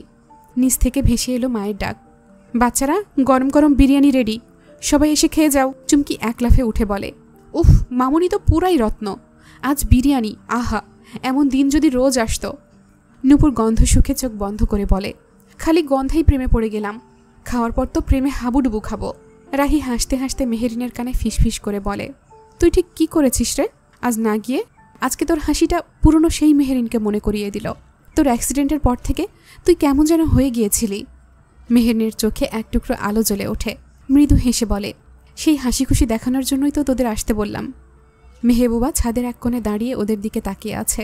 হালকা হেসে ভাবে, আমার বোনকে যে প্রেমের ভূতে ধরেছে রে। সে হারিয়ে গিয়েছিল বলেই তো এমন হয়ে গিয়েছিল। প্রেমিক আবার ফিরে এসেছে, তাই তার হাসি খুশিও ফিরে এসেছে। আর তখনই নিচ থেকে মা আবারও চিৎকার করে ডাকে, আর কতক্ষণ গল্প করবি, খেতে আয়, বিরিয়ানি ঠান্ডা হয়ে যাবে। বিরিয়ানির থালাগুলো ফাঁকা হয়ে গেছে। হাসি আড্ডা গল্পে ভরে গেছে পুরো বিকেলটা। সবাই এখন মেহেরিনের ঘরে জড়ো হয়ে বসে আছে। জানালার পাশ দিয়ে নরম বাতাস ঢুকছে, ছড়িয়ে দিচ্ছে এক টুকরো সন্ধ্যার কোমলতা। হঠাৎ রাহি চঞ্চল গলায় বলে উঠল, তোমরা জানো চুমকি আপু আর মেহেরিন আপু কি সুন্দর নাচে? আজ আবার একটা পারফরমেন্স হয়ে যাক না। মেহেরিন হেসে চুমকির দিকে তাকিয়ে বলে, কিরে, আবার ফাঁদে পড়লাম বুঝি? চুমকি চোখ টিপে বলে, ফাঁদ হোক আর যাই হোক, আজকে নাচ হবেই। মেহেরিন দাঁড়িয়ে পড়ে, দুই হাত কোমরে রেখে হাসতে হাসতে বলে, তাহলে নিয়মটা শুনে নাও, নাচ হবে, তবে একা একা না, সবাই নাচবো আজকে। রাহি এক লাফে বলে, আমি তো আগে রেডি। প্লেলিস্ট দাও, সাউন্ড বাড়াও। নুপুর মোবাইল স্পিকারে গান ছাড়ে, একটা বাংলা গান, কোমর দুলাইয়া বিছা ঝুলাইয়া। মেহেরিন আর চুমকি শুরু করে দারুণ এক ফোক ফিউশন নাচ। হাসতে হাসতে তাদের সঙ্গে একে একে যোগ দেয় রাহি, নুপুর, এমনকি মেহেবুবাও। মায়ের গলা ভেসে আসে, এই মেয়ে, বাসা না সিনেমা শুটিং হচ্ছে? সব নায়িকা দেখি আমার বাড়িতে এসে হাজির হয়েছে। এত এত নায়িকাকে আমি কোথায় রাখবো? কেউ যদি জানে আমার বাড়িতে নায়িকার আগমন ঘটেছে, বাড়ির ভেতর যে নায়কদের আনাগোনা বেড়ে যাবে। সবাই হেসে কুটি কুটি অবস্থা। আর সেই হাসির মাঝে চলতে থাকে তাদের নাচ। যেন কয়েকটা মন আজ সারা দিনের ক্লান্তি ঝেড়ে ফেলে ভালোবাসার ছন্দে ভেসে বেড়াচ্ছে এক বিকেলের আলোর নিচে। সুর আর নাচে ভরা ছোট্ট একটা উৎসব মেহেরিনের ঘরে, মেহেরিনের হৃদয়ে। ঘর ভর্তি হাসি, মিউজিকের তাল মিলিয়ে নাচ চলছে। মেহেরিন, চুমকি, রাহি, নুপুর সবাই যেন আজ বাঁচতে ভুলে যাওয়া ছেলে মানুষটাকে আবার ফিরিয়ে এনেছে। আর ওই দূরে বাড়ির পাশের ছাদে দাঁড়িয়ে রাজ, এক হাতে ড্রোনের রিমোট আর এক হাতে কফির মগ। ড্রোনটা নিঃশব্দে উড়ে বেড়াচ্ছে মেহেরিনের বারান্দার চারপাশে। ক্যামেরার ফোকাস ঠিকঠাক। রাজ চুপচাপ দাঁড়িয়ে দেখে যাচ্ছে। মেহেরিনের চুল উঠছে, সে হাসছে, সে নাচছে। সময়টা যেন থমকে গেছে তার জন্য। রাজ মূলত মিটিং শেষ করে মেহেরিনকে এক নজর দেখতে এসেছিল, কারণ সে জানতে পেরেছে আজ মেহেরিন ভার্সিটি যায়নি, তাই মূলত এক নজর দেখতে আসা। কিন্তু রাজ কল্পনাও করেনি ওরা সবাই মিলে নাচছে। পাশেই দাঁড়িয়ে থাকা লাবিব ড্রোনের মনিটরে চোখ রেখে আচমকা বলে উঠল, ব্রো, ওরা যেভাবে কোমর দোলাচ্ছে আমি তো চিন্তায় আছি, এই বুঝি কোমরের নাট খুলে পড়ে যায়। রাজ দপ করে লাবিবের পিঠে একটা চাপড় দিল, চোখে রাগ কিন্তু চাপা হাসির ঝিলিক। তুই যদি আর একবার এরকম কথা বলিস তোর কোমর খুলে দেব আমি। লাবিব কাঁধ চেপে হেসে বলে, ব্রো, আমি তো ভাবছিলাম আপনি রাজ শিকদার, গম্ভীর মারকুটে। কিন্তু আপনি যে প্রেমে পড়ে কোমরের চিন্তায় ড্রোন উড়াচ্ছেন, এটা জাতি জানলে আপনি গেলেন। রাজ এবার একটুখানি হেসে বলে, চুপ কর, ভেতরে চল, না হলে ড্রোনেই তোর মাথা নামিয়ে দেব বেয়াদব। আর দূরেই বারান্দায় হাসতে হাসতে ঘুরছে মেহেরিন। ঠিক তখনই ড্রোনটা তার চুলে আলতো বাতাস তুলছে, আর রাজের চোখে সেই দৃশ্যটাই যেন জীবনের শ্রেষ্ঠ কবিতা। ড্রোনটা ধীরে ধীরে মেহেরিনের আরও কাছাকাছি আসছে। রাহি হঠাৎ মাথা তুলে ড্রোন দেখে চিৎকার করে উঠল, আরে বাস, এটা আবার কে পাঠালো? কাকু না মামা? মেহেরিন বলল, নিশ্চয়ই পাশের বাসায় কেউ কিনেছে, কোনো বাচ্চা হয়তো ভিডিও বানানোর জন্য কিনেছে। আহ, কি কিউট ভিডিও হবে। চুমকি হাসতে হাসতে বলে, আহারে, কিউট ভিডিও নয় রে পাগলি, কারণ নজর পড়েছে আমাদের বারান্দার ওপর। এইদিকে ছাদে দাঁড়িয়ে রাজ আর লাবিবের মধ্যে আর এক রাউন্ড খুনসুটি চলছে। লাবিব বলে, ব্রো, আমি ডিসাইড করে ফেলেছি, আমি আর তোমাকে ব্রো বলবো না, এখন থেকে তুমি আমার ভাবির জামাই। রাজ বলে, তুই কি বাজে বকা বন্ধ করবি? কখন যেন ড্রোন নামিয়ে তোর চুলে বেঁধে দিই আমি। সো বি কেয়ারফুল, রাগাস নামাই। লাবিব অভিনয় করে মুখ চাপে। আল্লাহ, ভাবির প্রেমে পড়ে রাজ শিকদার প্রেমিক পুরুষ হয়ে গেছে, আর আমার সাথে কিনা রিনা খানের জামাইয়ের মতো ব্যবহার করছে। Why bro? আমার সাথে কথা বলার সময় কেন তুমি রিনা খানের মেল ভার্সন হয়ে যাও? ওইদিকে নরম আর এইদিকে গরম, এটা কিন্তু জাতি মেনে নেবে না। আমি একটা জিনিস খেয়াল করেছি, তুমি ওইদিকে সাবানা আর এই দিকটাই রিনা খানের মেল ভার্সন হয়ে যাও কেন? নিজেকে দেখিয়ে বলল। রাজ বলে, আর একটা উল্টাপাল্টা কথা যদি তুই বলিস, তবে মামুনিকে তোর সিক্রেট ব্যাপারগুলো বলে দেব। ব্রো প্লিজ নো, এটার বদলে তো মশার কামড় খেয়ে চিৎপটাং হয়ে যাওয়া ভালো। এটা কিন্তু ঠিক না, তুমি সবসময় আমাকে ইমোশনাল ব্ল্যাকমেল করো। আচ্ছা সব বাদ দাও ব্রো, একটা কথা বলি, ওভাবে কোমর দুলিয়ে যদি মেহেরিন ভাবির বিসিএস পরীক্ষাটাও দিয়ে দিতে হয়, সোজা কাস্টমস অফিসার হয়ে যাবে। আর চুমকি আপুর তো অবস্থা আরও সিরিয়াস, কোমরে এমন হৃদম আছে, চাইলে বিট বানিয়ে র্যাপ গান হিট করে দিতে পারবে। রাজ বিরক্ত হয়ে বলে ওঠে, চুপ কর লাবিব। ব্রো আমি তো। আর কিছুই বলতে পারে না, তার আগেই রাজ বলে ওঠে, আর একটা কথা বললে কসম করছি তোকে এই ছাদ থেকে ফেলে দেব। লাবিব নাটক করে বলে, আল্লাহ রে, লাভ ভাইরাসে ইনফেক্টেড রাজ শিকদার এখন গ্রেনেড ছুটতেছে। ভাই আমি তো মজা করলাম, কিন্তু ব্রো সত্যি বলি, ভাবি যদি এখন হাত নাড়ায়, তুমি যে নিজেকে পাখি মনে করে ডানা ছাড়া উড়ে যাবে সেটা আমি জানি। অবশ্য লাভ ইফেক্টের একটা গুণ আছে, তোমার পাখনা গজিয়ে যেতে পারে। রাজ রেগে বলে, জাস্ট লিভ, যা গিয়ে মশাদের খাবার দে, অথবা কোনো পুকুরে লাফ দিয়ে পড়, যা। লাবিব হাসতে হাসতে বলে, না ব্রো, আমি তোমার সাথেই থাকতে বেশি মজা পাই। প্রেমিকদের এই অস্থিরতা লাইভ দেখতে পাওয়া তো ভাগ্যের ব্যাপার। অবশেষে রাজ হালকা হেসে বলে, সামডেজ মজার জন্য যদি তোর হাত পা ভেঙে যায় বা তুই ছাদ থেকে পড়ে যাস, আমাকে দোষ দিবি না। লাবিব চিৎকার দিয়ে বলল, নো ব্রো, তুমি এটা করতে পারো না। আফটারঅল আমি তোমার একমাত্র ভাই, এখনো বিয়ে শাদী করি নাই, 1 ডজন বাচ্চার বাবাও হই নাই। আমি পঙ্গু হয়ে গেলে আমাকে কেউ বিয়ে করবে না, তখন আমার ডজন ডজন বাচ্চা জন্ম দেওয়ার কি হবে? রাজ এবার হাতে থাকা কফির মগটা ছুঁড়ে মারে। লাবিব সুযোগ বুঝে সরে যায়, না হলে এক্ষুনি মাথা ফেটে আলুর দম হয়ে যেত। আকাশে হালকা রং ছড়িয়ে বিকেলের রোদ যেন একটুখানি স্বপ্ন নিয়ে বসে আছে। ছাদে সবাই গল্প আড্ডায় মেতে উঠেছে। চা শেষ, খুনসুটি চলছে। এখনকার আড্ডায় মাহিরও ওদের সাথে আছে। হঠাৎ মাহির গলা ছেড়ে বলে, আচ্ছা নারীগণ, তার স্বভাবসুলভ নাটকীয় ঢঙ্গিতেই বলে ওঠে, চলেন একটা বাইসাইকেল রেস হয়ে যাক। নারী শক্তির লড়াই, ওই যে একটা কথা আছে না, যে নারী রাধে সে চুলো বাঁধে। তোমরা এক একজন তো রূপে গুণে সেরা, শুধু রূপ আর গুণ থাকলেই হবে, মাঝে মধ্যে একটু প্রতিভাও দেখাতে হয়।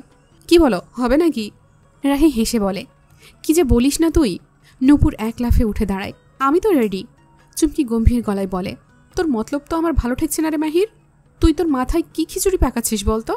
আচ্ছা যাই হোক, খিচুড়ি বানা আর বিরিয়ানি বানা, ওইটাই কথা। কথা হলো রুলস কি? মাহির বলল, একদম সোজা রুলস, যে আগে পৌঁছাবে ও জিতবে, আর যে জিতবে সেই সবাইকে ফুচকা খাওয়াবে।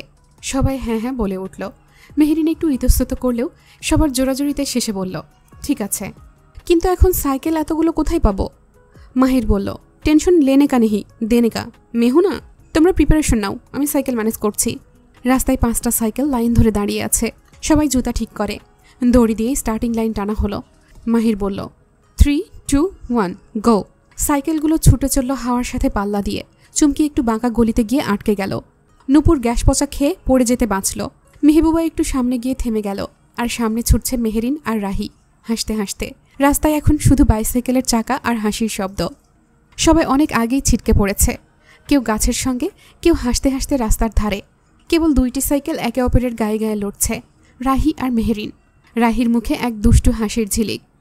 আপু, আমি হেরে গেলে তোমাকেই খাওয়াতে হবে ফুচকা। মেহেরিন চোখ টিপে বলে। তাই বুঝি? তাহলে তোর জন্যই তো হারবো। আসলে মেহেরিনের মনে আজ অদ্ভুত এক শান্তি। রাহির এমন আনন্দ দেখে তার নিজের জেতার আর প্রয়োজন নেই। এক ফাঁকে হালকা ব্রেক কষে মেহেরিন একটু পিছিয়ে পড়ে। রাহি সেই সুযোগে ছুটে যায় ফিনিশিং লাইনের দিকে। ইয়াহু বলে চেঁচিয়ে ওঠে। রাহি সবার আগে গিয়ে দাঁড়ায়। চুমকি, নূপুর, মাহির, মেহবুবা ছুটে যায় রাহির দিকে। সবাই মিলে চিৎকার করে, রাহি জিতেছে, এখন ফুচকা, এখন ফুচকা। মেহেরিন ধীরে ধীরে এসে দাঁড়ায় রাহির পাশে। রাহি তাকে জড়িয়ে ধরে। আপু, আমি জিতে গেছি, আমার জীবনের প্রথম রেস জেতা, জানো? মেহেরিন হাসে, কপালে একটা আদর দেয়। তোর হাসিটা দেখার জন্যই তো হারলাম, বোকা পাখি। সবাই মিলে হামলা দিয়েছে স্টলে। প্লেটের পর প্লেট ফুচকা যাচ্ছে। টক জল যেন সব ক্লান্তি ধুয়ে নিচ্ছে।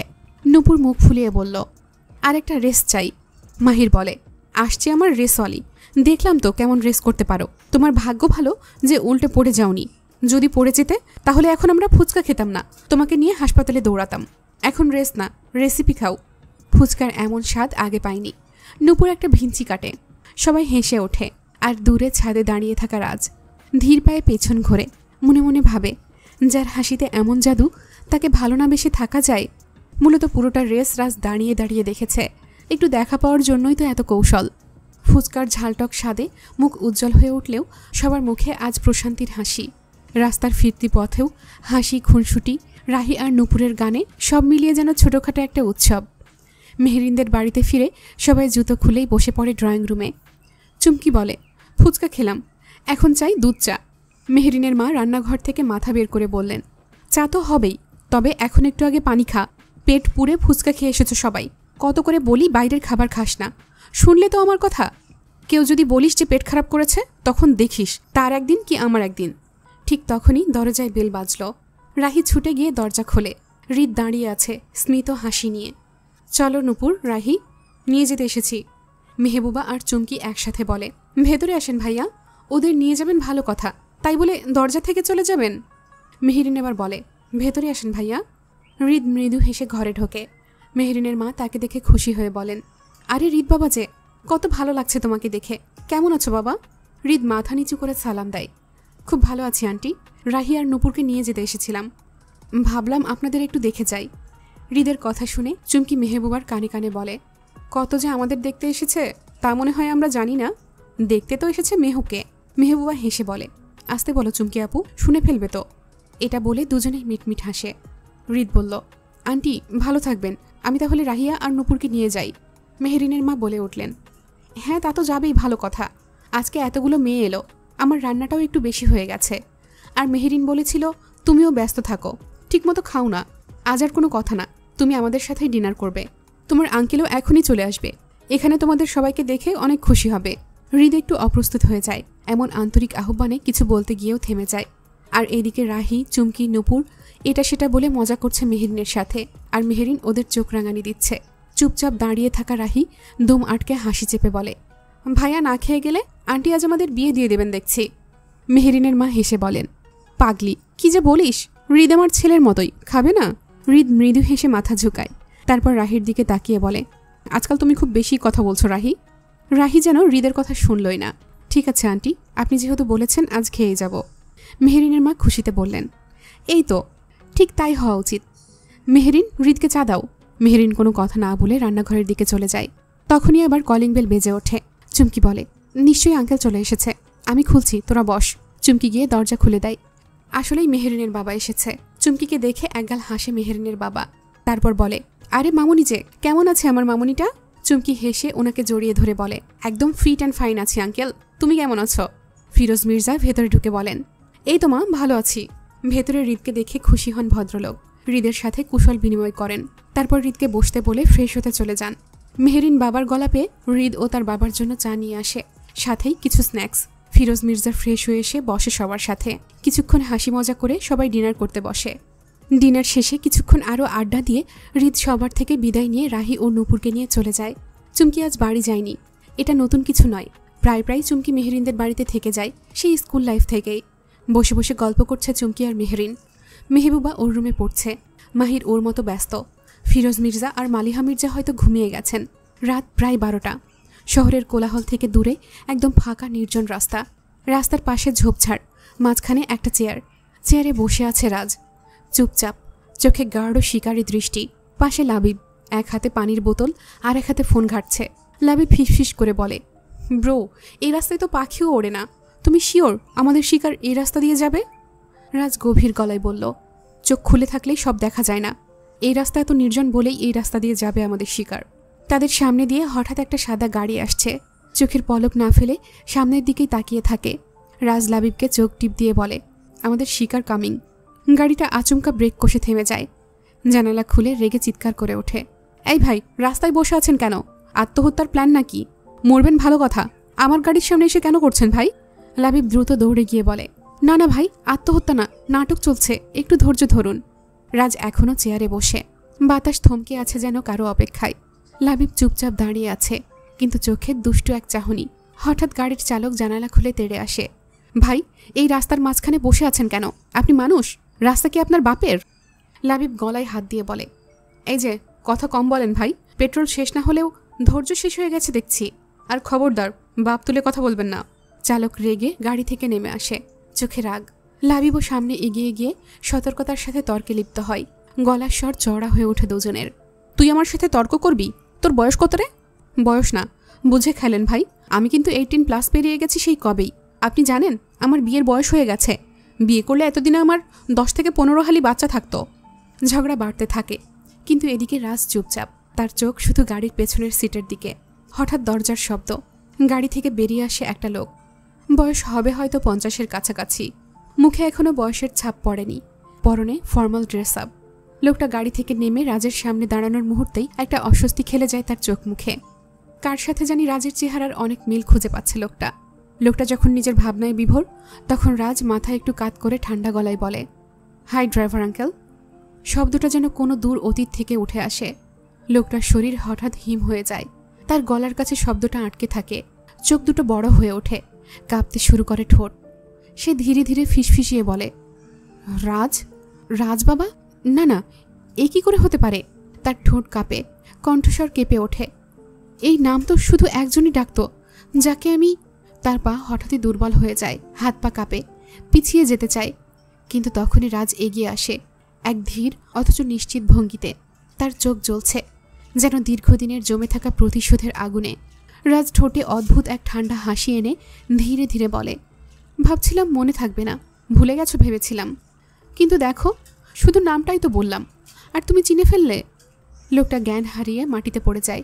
রাজ নিচু হয়ে তার কানে কানে ফিসফিস করে বলে, আজ থেকে আমার দিন শুরু। একে একে পই পই করে সব হিসেব নেব। 18 বছরের হিসেব নেওয়া বাকি এখনো। তারপর ইশারা করতেই লাবিব সামনে আসে। দুজন মিলে নিঃশব্দে তুলে নেয় লোকটিকে। গাড়ির ট্রাঙ্ক খুলে ধীরে ধীরে ভেতরে রাখে। লোকটির নিশার শরীর যেন অন্ধকারের মধ্যে হারিয়ে যায়। রাজ সেই দিকে তাকিয়ে স্রেফ একটা বাক্য বলে, চলো এবার গোপন জায়গায় নিয়ে যাওয়া যাক, ওর অনেক কিছু মনে করিয়ে দেওয়ার আছে। রাজ লাবিবকে জিজ্ঞেস করে, ওই রাস্কেলটাকে কি করেছিস? আমার বাপ নিয়ে কথা বলেছিল ব্রো, তাই ওকে একটু আমার বাপের সাথে সাক্ষাৎ করার সুযোগ দিলাম। লাবিবের কথা শুনে রাজ উচ্চ শব্দে হেসে উঠল। লাবিবও যোগ দেয় সেই হাসিতে। লাবিব হঠাৎ হাসি থামিয়ে দেয়, আমি ওদের কাউকে ছাড়বো না ব্রো। যাদের জন্য আমাদের ছোটবেলা নষ্ট হয়ে গেছে, যাদের জন্য আমাদের দেশ ছাড়তে হয়েছে, যাদের জন্য পাপা, ভাইয়া, ফুপি, ফুপা, আমাদের পুচকুকে হারাতে হয়েছে, কাউকে ছাড়বো না, কাউকে না। রাজ লাবিবের পিঠে হাত দিয়ে বলে, কুল ডাউন, কাউকে ছাড়বো না, প্রত্যেকটাকে খুঁজে বের করব। আমরা ওদের জন্যই দেশ ছেড়েছিলাম, কিন্তু ওরা দেশ ছাড়তে পারবে না। রাস্তা আমি বন্ধ করে দেব। ওরা পাতালে লুকাক আর আকাশে, বের তো আমি করবই। রাজ আর লাবিব দুজনের চোখেই প্রতিশোধের আগুন জ্বলছে। আর এদিকে মেহেরিন আর চুমকি অনেকক্ষণ গল্প করতে করতে দুই বান্ধবী ঘুমিয়ে যায়। অবশ্য ঘুমানোর আগে বেশ কয়েকবার ফোন চেক করেছে মেহেরিন, কবি সাহেব কোনো মেসেজ দিল কিনা। কিন্তু না, আজ কবি সাহেবের কোনো মেসেজ আসেনি। কি আর করার, চুমকির সাথে বকবক করতে করতেই ঘুমিয়ে গেছে মেহেরিন। রাত প্রায় 2টা। চারপাশে নীরবতা এখনো জমাট বেঁধেছে, যেন শব্দ করলেই সবকিছু চমকে উঠবে। ঘরের আলো নিভে গেছে অনেক আগেই। শুধু রাহির রুমে হালকা টেবিল ল্যাম্প জ্বলছে ম্লান আলোয়। বিছানায় আধা শোয়া হয়ে রাহি ফোন স্ক্রল করছে, ফেসবুক, ইনস্টাগ্রাম, ইউটিউব। এই অ্যাপ থেকে ওই অ্যাপে ঘুরপাক খাচ্ছে তার আঙুল, আর চোখ জুড়ে একরাশ অলসতা। হঠাৎ করেই রুমের দরজায় কড়া নাড়ার শব্দ। একটু চমকে উঠেই রাহি বলে, কে? বাইরে থেকে শান্ত গলা ভেসে আসে, মা, আমি, তোমার আব্বু। রাহি সাথে সাথেই সোজা হয়ে বসে। আসছি বাবা বলেই সে দরজা খুলে দেয়। রেদওয়ান তালুকদার, গম্ভীর, কিন্তু সদা হাস্যোজ্জ্বল একজন মানুষ। মুখে ক্লান্তি আর মায়া মেশানো হাসি নিয়ে ঢুকে আসেন। হাতে ধরা একটা ফাইল থেকে পাতলা একটা কাগজ বের করেন। মা, একটা সাইন করে দাও তো। রাহি চোখের পাতা মেলেই তাকায়, কিছু না বলেই কাগজটা হাতে নেয়। সে জানে বাবার ব্যবসার নানা রকম কাগজপত্রে মাঝে মধ্যেই তার সই দরকার হয়। কোনটা কোন কাজে লাগে সে জানে না, জানার চেষ্টাও করে না। তার আব্বু যখন বলে সাইন করো, তখন সে সেখানে প্রশ্ন করে না। কালো পেনটা তুলে নেয়, নিঃশব্দে কাগজে নিজের নামটা লেখে, রাহি। একটা আশ্চর্যজনক বিষয় হচ্ছে, রাহির বাবা যখন তাকে কোনো কাগজে সাইন করতে বলে তখন ওখানে শুধু রাহি লেখে। এর কারণটা আজও জানে না রাহি। বেশ কয়েকবার বাবাকে জিজ্ঞেস করেছিল, কিন্তু বাবা বলেছে শুধু রাহি লিখলেই হবে, তালুকদার লিখতে হবে না। কোনো কথা বলে না। সাইন শেষে বাবা খুশি মনে কাগজটা আবারও ফাইলে ভরে নেয়। মাথায় হাত বুলিয়ে বলেন, ভালো থাকিস মা, তোর সাইনটা আমার জন্য অনেকটা আশীর্বাদের মতো কাজ করে। রাহি একটু হেসে বলে, তোমার জন্য তো সবই করতে পারি আমি বাবা, একটা সই আর এমন কি। মুচকি হেসে বাবা চলে গেলে রাহি আবারও বিছানায় ফিরে আসে।